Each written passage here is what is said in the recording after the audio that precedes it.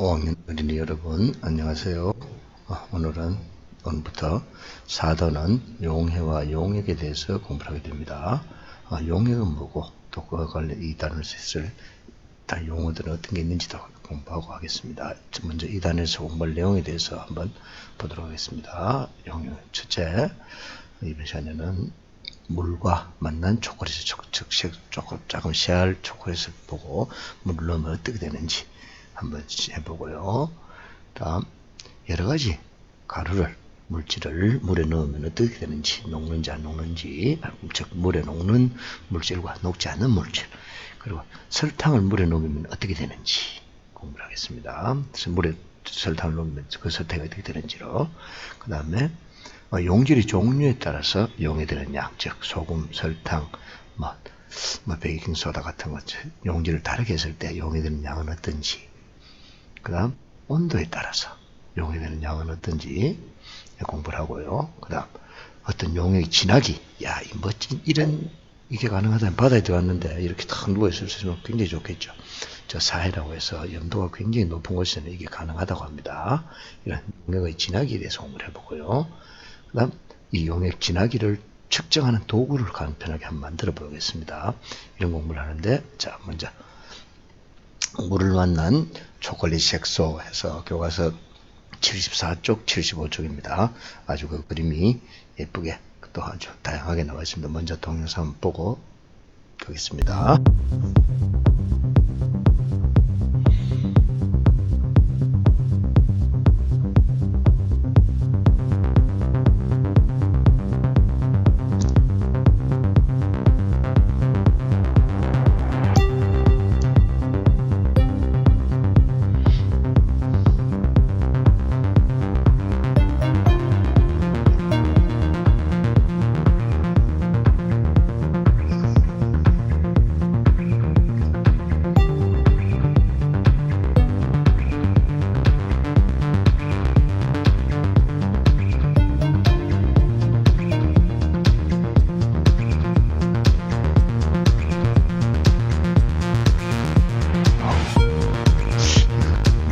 이렇게 그리기 쉽지 않겠죠? 집에서 간단히 해볼 수 있으니까 한번 해보기 바랍니다. 자, 이번에는 색소가 물에 녹는 현상을 관찰하고 또 이것을 통해서 용해와 용액에 대해서 어떻게 공부할지 한번 시작해 보겠습니다. 자, 여기 색소와 물, 접시만 하나 있으면 되네요. 자, 먼저 물에 초콜릿을 넣어보고 변화를 관찰해 보겠습니다. 어떻게 하면 좋을까? 첫째, 패트리 접시를 흰 종이 위에 올려놓고, 왜 흰 종이 위에 올려놓을까요? 색깔 변화를 잘 보기 위해서죠. 흰 종이 위에 색깔 변화면 우리 눈에 잘 들겠죠. 놓고 3분의 1 정도 높이 물을 채웁니다. 그리고 거기에 초콜릿을 골라, 초콜릿 자기 마음대로 색깔은 아무 색깔 해도 됩니다. 골라서 하나 접시에 다양한 모양을 한번 올려놔 봅니다. 시간이 지남에 따라서 패트리 접시 안에 있는 어떤 변화가 있는지 한번 관찰해 보세요. 자, 이런 모양. 이거는 어떤 색깔을 어떻게 놓느냐에 따라서 이 모양은 아주 다양해질 겁니다.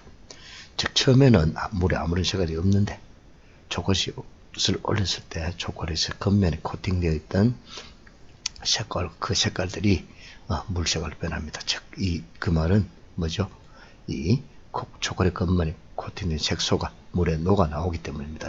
자, 이 색소는 당연히 초콜릿에 겉면에 코팅된 건 녹아야 되겠죠. 녹지 않으면 우리가 먹지는 못합니다. 그죠? 자, 그러면 이 단원에서 공부할 용어들을 좀 공부하겠습니다. 자, 옛날에 용이 한 마리 살았는데, 이 용이 아주 지금 보니까 게으른 용이네요. 꿀잠만 자고. 이 용이 아주 우리 누군지 모르지만 친구들 너무 놀려서 하느님이 벌을 줬대요. 어떤 벌인가 하면 아주 무거운 짐을 집어 사막을 건너오는 벌이었어요. 짐 속에는 사실 소금이 가득 들어있었답니다. 소금 한 가마니면 굉장히 무겁겠죠. 쌀 한 가마니 80kg인데 이 먼 넓고 넓은 사막을 건너오게 됩니다. 그리고 절대 이 사막을 건널 조건이, 하나님은 절대 물속에 들어가면 안 된다고 했어요. 왜 안 된다고 했을까요? 소금이 녹아버리겠죠. 그런데 이 이 용은 직소를 못하고 이제 커다란 짐을 등에 지고 가려고 하고 탁 졌는데 뾰족한 등에 가시 때문에 구멍이 뚫려서 소금이 질질 흘리면서 사막을 건너갔대요. 그래서 용이 질질 흘렸다고 해서 용질입니다. 송어같이 녹는 물질을 용질이라고 합니다.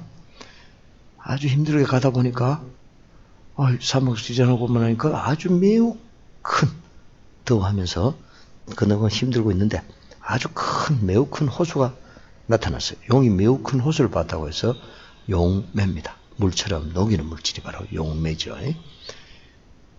그래서 용은 하느님이 하신 말씀도 잊어버리고 물속에서 뛰어들어 해하고 웃었답니다. 그래서 용이 해하고 웃었다고 해서 용해입니다. 물에 뭐가 녹았죠? 소금이 녹았습니다. 용해, 소금이 물에 녹는 것처럼 물질이 고루 섞이는 현상을 용해라고 하죠. 그리고 다 녹고 나니까 호수는 깊어서 용이 액하고 물속에 가라앉고 말았답니다. 그래서 용액입니다.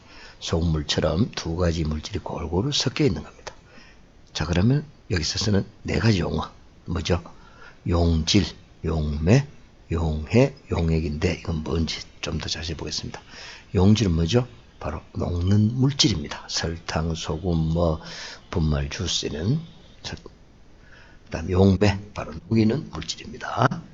녹이는 물질, 주로 물이 되겠죠. 우유도 될 수는 있습니다. 주로 물입니다. 용해는 이렇게 어떤 물질, 용질이 다른 물질, 용매에 녹아서 골고루 섞이는 현상을 용해라고 합니다. 그리고 용액은 이 용질이 용매에 골고루 섞여 있는 물질, 즉 녹아있는, 그럼 설탕이 녹아있는 설탕물, 소금이 녹으면 소금물, 커피 탁 내려놓은 커피, 이런 것들이 바로 용액이 되겠죠. 자, 그럼 용액의 특징을 잠시 한번 보겠습니다. 어떤 것이 용액이냐? 자, 이 분말 주스와 흙탕 어느 것이 용액일까요? 자, 용액의 조건은 크게 이 떠있는 물질이, 가라앉는 물질이 있으면 될까요? 안 될까요? 첫째, 오래 두어도 가라앉거나 뜨는 것이 없어야 됩니다. 즉, 소금을 오래 둔다고 해서 밑에 가라앉습니까? 엄마 마시는 원두커피 오래 둔다고 해서 밑에 가라앉아요? 가라앉지 않죠. 가라앉는 게 없죠. 뜨는 것도 없습니다. 그 다음 거름장치를 걸러봐도 거름 종류에 남는 것이 없습니다. 그리고 어디나 어느 부분이나 섞인 정도 같습니다. 즉, 설탕물 마셔보면은 위에서 마실 때 마지막 마실 때 다 달기가 같죠. 그 이야기입니다. 어느 부분이나 물질이 섞인 정도가 같아야 됩니다. 그래서 다음 시간에는 오늘 내용 2단에서 공부 내용 중에 첫 번째로 여러 가지 물질을 물에 넣으면 어떻게 되는지를 알아봅니다. 오늘 공부 여기서 마치겠습니다. 수고했습니다.